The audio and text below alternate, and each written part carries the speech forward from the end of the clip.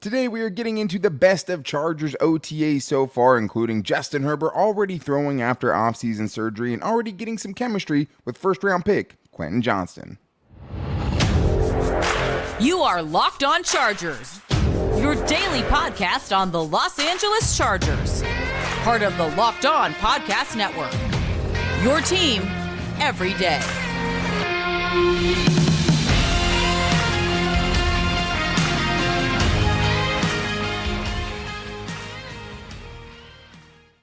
What is up, and welcome into the Locked On Chargers podcast. I'm your host, Daniel Wade, joined as always by my co-host, David Drogemeyer, and we've been covering the Chargers together now for 7 seasons, but this is our 5th season as a host of the Locked On Chargers podcast, bringing you your team every day. Thank you guys, as always, for making this your first listen, and to make sure you never miss the show, go follow or subscribe for free on YouTube and listen wherever you get your podcasts. David, what do we got today?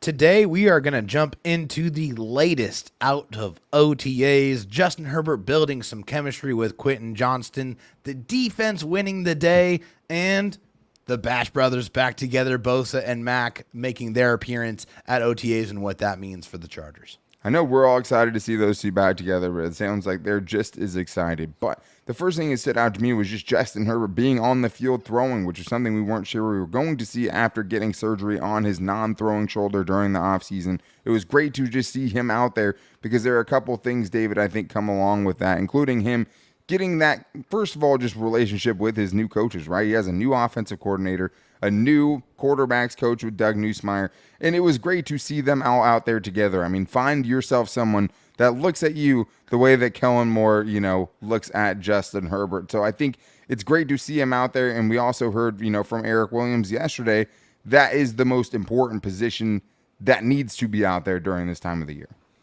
Yeah, absolutely. And I think it's just nice to see. There's an energy, a different energy, a new energy, kind of a happy, exciting a lighter energy around the Chargers and the Chargers offense. You can tell that they're excited. Justin Herbert looks excited. Kellen Moore looks excited. I mean, hey, why wouldn't you be excited with all the amazing weapons that the Chargers have at their disposal? And you got a superstar quarterback to kind of sit there and be able to dream all the concepts up that you want, and you get to see Justin Herbert go out there and execute them.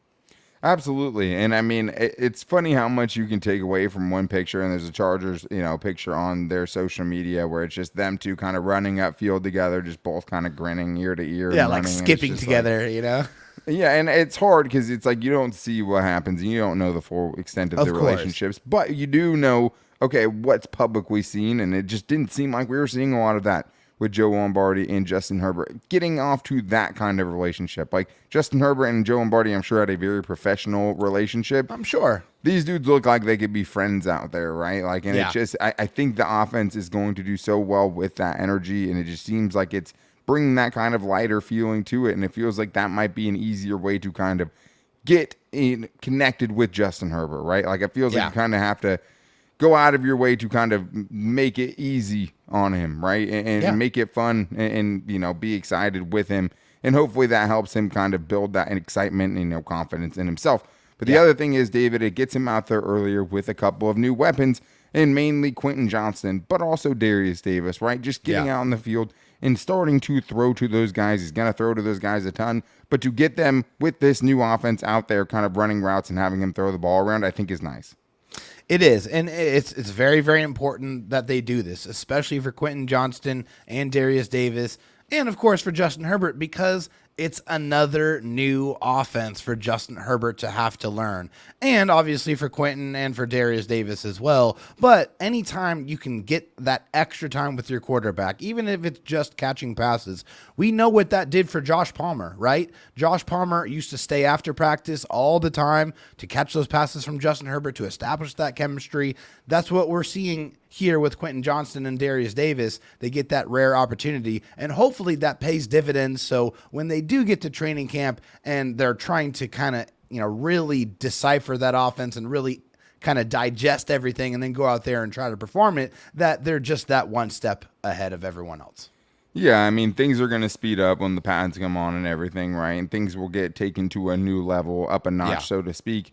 And it'll be nice to have some of that chemistry. I also think it'll be nice for Quentin Johnston to figure out how he's going to have to catch the ball, which is AKA not with his body, when he has someone that throws as hard as Justin Herbert does, right? I think that learning curve is going to be there early and often, but it's just so cool, man, just to see Justin Herbert out there throwing to Quentin Johnston, seeing Quentin Johnston out at practice running routes, and kind of seeing what all the hype is about. And Daniel Popper has been talking about it since they've opened up. He put in one of his articles, right, that he looks the part so far, and you can kind of tell why the Chargers were so intrigued with taking him in round one. What he said was, Coach Brandon Staley and General Manager Tom Telesco praised Johnston's size and athleticism after they drafted him in round one last month, and those traits jumped out upon seeing Johnston practice live for the first time. And I think that is something I'm very excited to see, David, is him out at training camp when I get out there and kind of seeing what this is. But it sounds like he's already leaving an impression on those watching.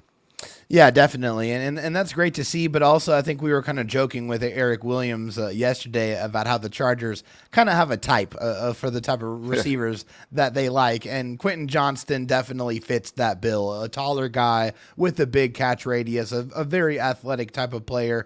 But I'm excited, man. I'm excited for what he's going to be able to bring to this offense. Just kind of a different type of animal. A guy that, when they are trying to take away that deep part of the field and they need somebody to be able to create and to be able to get some of those extra yards on those underneath passes, Quentin Johnston is big enough to break those tackles, and he's fast enough to outrun those defenders as well. So I want to see some real football. I want to see Quentin Johnston out there catching passes from Justin Herbert against the defense, because I just want to see what it looks like. I want to be able to envision what that Chargers offense is going to look like under the tutelage of Kellen Moore, and with, of course, Justin Herbert and Quentin Johnston and all the other amazing weapons the Chargers have. Yeah, me too, man. I could just watch Quentin Johnston just do like the footwork drills over and over again, like do the ladder drill. I mean, watching that dude kind of get in and out of that with his feet, I mean, you can definitely kind of see for that size, that's not something you see very often, right? Even Keenan Allen when he came in, right? Like people forget Keenan Allen's 6'3". Yeah. Right. Like that's a thing you don't usually see, footwork and things like that from receivers that are that big. Just silky But Quentin smooth. Johnston, I mean, he does kind of move at a different speed. Right. And I think that's like when you see that out there with other NFL guys, it's like, okay, well, like that looks it's not right. like Daniel Popper hasn't seen a bunch of players, right? Like of course. Daniel Popper's seen all sorts of players live in action at different practices. He knows what a special athlete looks like. Sure. Yeah. So I take a lot of, like that impacts me. You put a lot of sure. stock in that. Yeah, exactly. For sure. Exactly. I put a lot of stock in that when Daniel Popper comes out and says something like that. And even from the videos and the little bits of things I've seen, right? Even just getting it from the Chargers videos, it's like, yeah, the dude definitely looks the part. And I think it's just great to see him out there getting that, relationship with Justin Herbert, getting that chemistry, kind of figuring out, the feel for each other, the timing of each other, because that is such an important part of going to the NFL level. Is just timing is so important when receivers are running routes, especially with the pass rush being as quick as it is at the NFL at this level. It's like you have to throw with anticipation. You can't anticipate where your receiver is going to be unless you know them, unless it's drilled into you, right? So this is something I think that's good for both of these guys and exciting to see. But it wasn't the offense that won day one of Chargers training camp. It was the defense, and it was based on the secondary coming up and balling out, even with some lesser-known guys making some heroic plays early on at OTAs. So I want to recap what's happened so far in the latest we've gotten out of OTAs after this. But first, I think you guys should make a fast break to FanDuel during the NBA playoffs, because right now, new customers can get a no-sweat first bet up to $1,000. That's $1,000 back in bonus bets if your first bet doesn't win. We have the finals coming up in basketball here pretty soon. You're definitely going to want to get in on that action, because at FanDuel, you always get great promotions every day on a safe and secure app, and you always get paid instantly. And they always have so many good things to bet on. I think that's what sets them apart, is just finding entertaining bets. And they put a lot of things together for you where you have a lot of great options to choose from. And if you're over basketball, the good news is the Stanley Cup finals are coming up pretty soon. My Ice Cats doing work getting into the finals. I know, Florida. I don't know why. We don't have time for that. But so many great bets on hockey as well, which is going to the finals. And you also have NFL futures and baseball going on as well. There's no better place to bet all of the playoff action than America's #1 sportsbook. So visit FanDuel.com/lockedon and get a no-sweat first bet up to $1,000. That's FanDuel.com/lockedon. FanDuel, official sports betting partner of the NBA. David, we did actually get some, news of things that happened at OTAs, which is hard to do because there's not a ton of coverage of OTAs, right? And also, thank you to everyone coming back today, and I apologize for not having Isaiah Spiller on here today, which is what we absolutely wanted to do.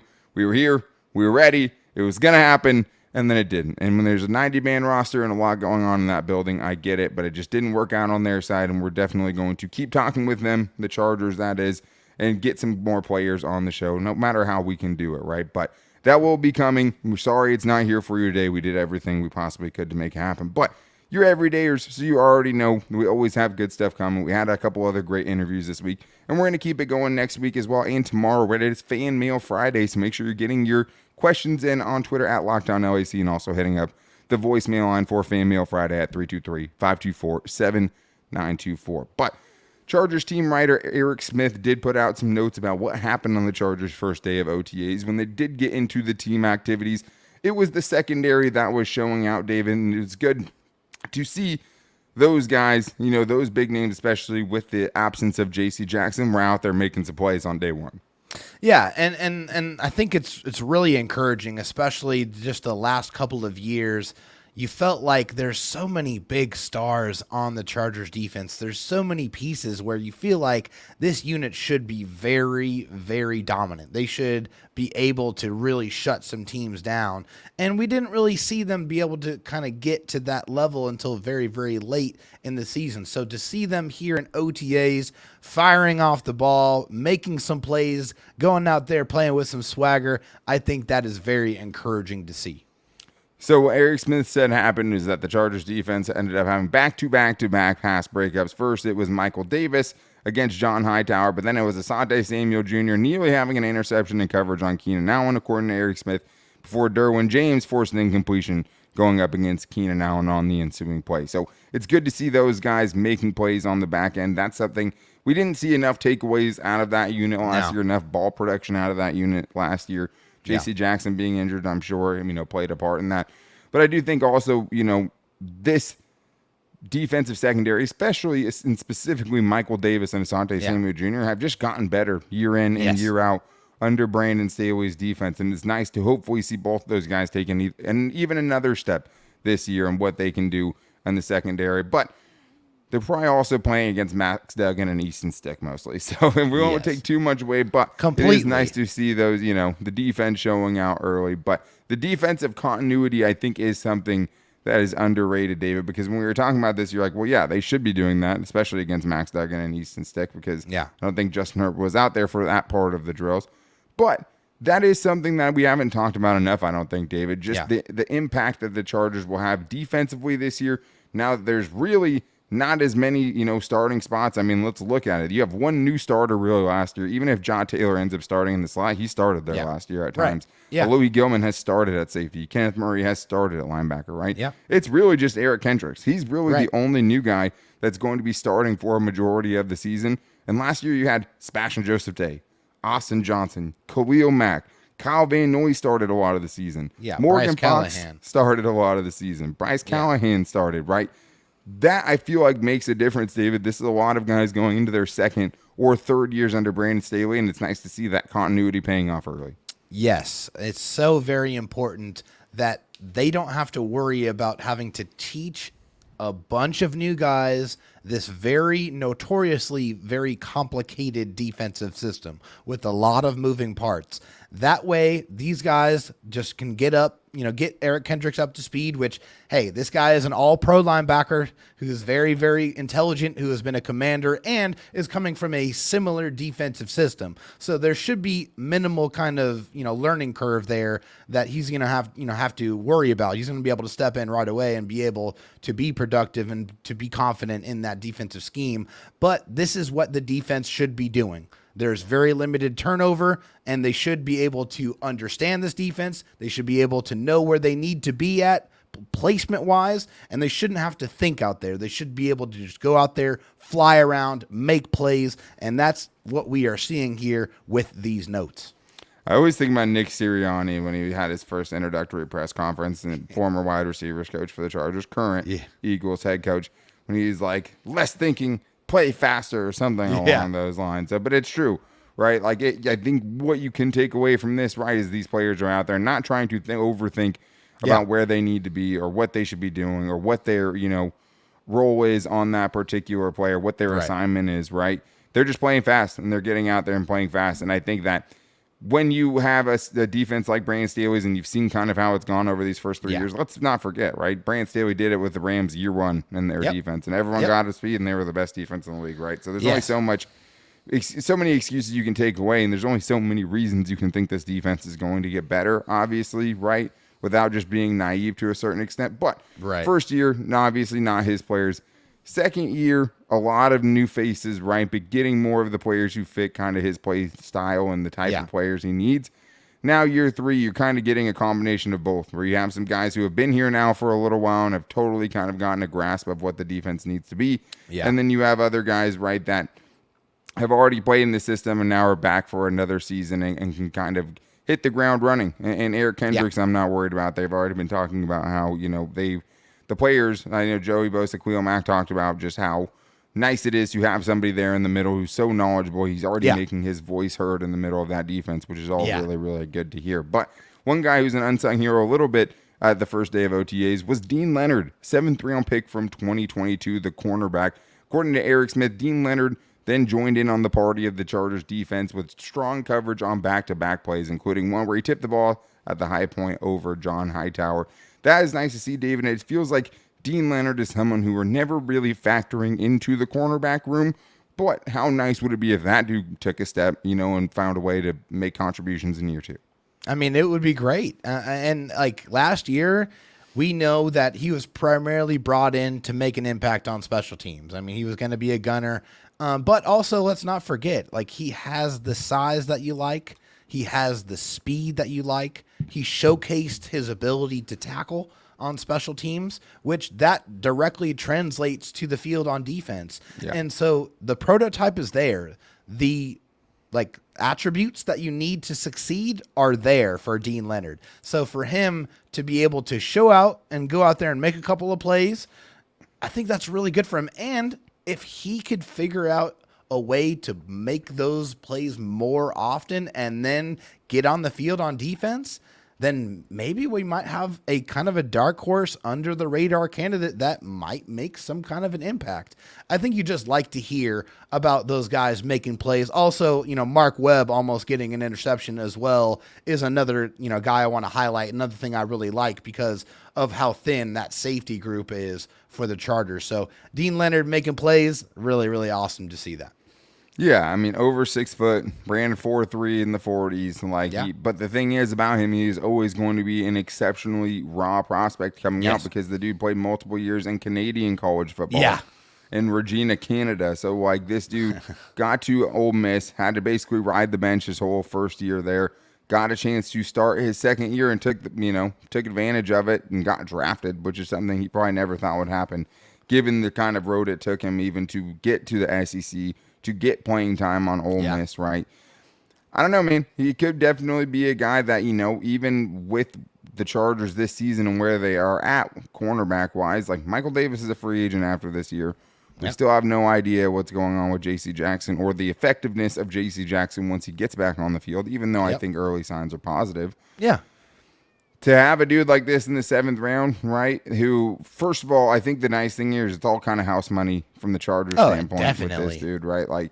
He's already shown he can be an impact special teams player, and that's a nice way to get defensive coaches to look at you as well. If you can come out with a strong preseason, right, maybe he gets into that rotation. Maybe he's a guy that with injuries can step up and not be as big of a drop-off as, 7th round pick or the next guy up usually is. So great to see him making plays and somebody – who, it would be really great if that guy could turn into something, and he's the guy we talk about as part of this Chargers defense, right? Because that's a guy who's an unknown commodity and someone who could potentially be someone down the road for them. But I do want to talk about the dynamic duo of Joey Bosa and Khalil Mack, who both got to talk to the media this week. And it's just, I think, a big sign for Joey Bosa, especially after the way his season ended, being out there with the rest of his guys and showing him that leadership. And both these dudes are very, very excited to get back on the field together. So we're going to talk about that coming up right after this.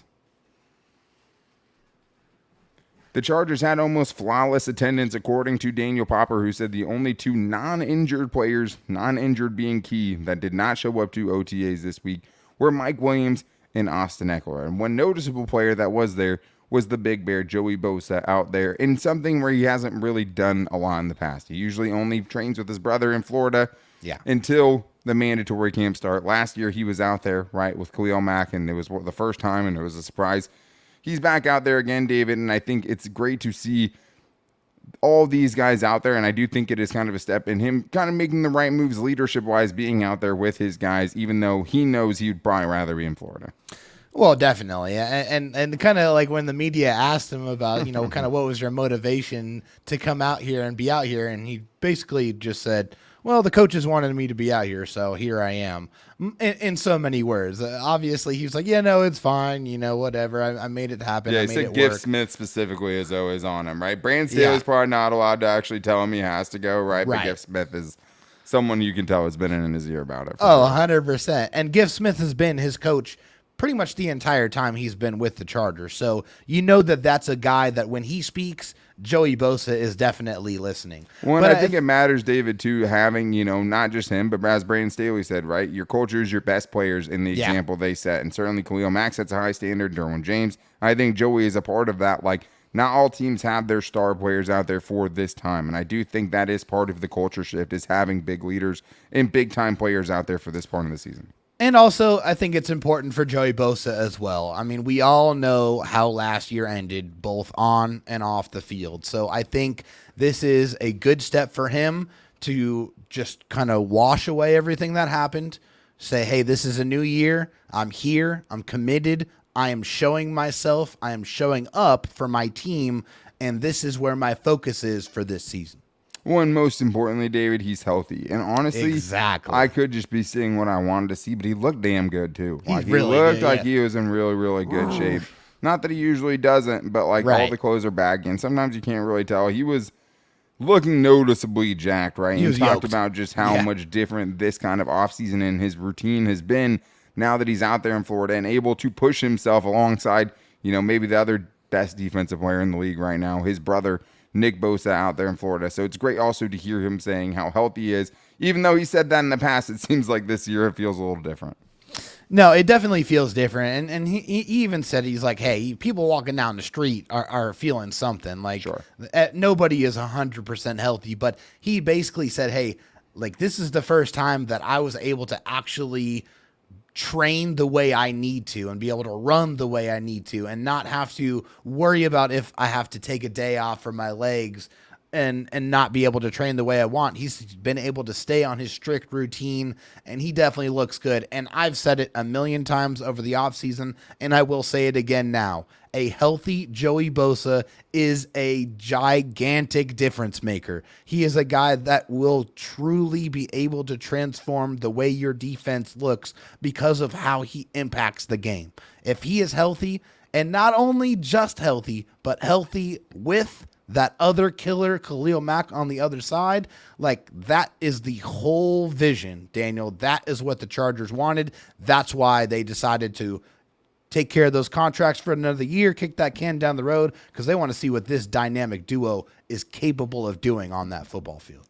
And both of them expressed that, right? Just not feeling like they really got a chance to do it last year. And I think just, everyone talks about just what individually they can do when they're both out there together. I know that sounds kind of oxymoronic, but having each other on the other side helps, individually in their own matchups, right? Yeah. Like, because they're getting better matchups, they're getting less double teams, all of those things for sure. But what Joey Bosa was talking about is it actually can help them kind of trick offensive lines and quarterbacks potentially too. Because he said once we get more reps and more time together, it'll be starting that nonverbal communication out there.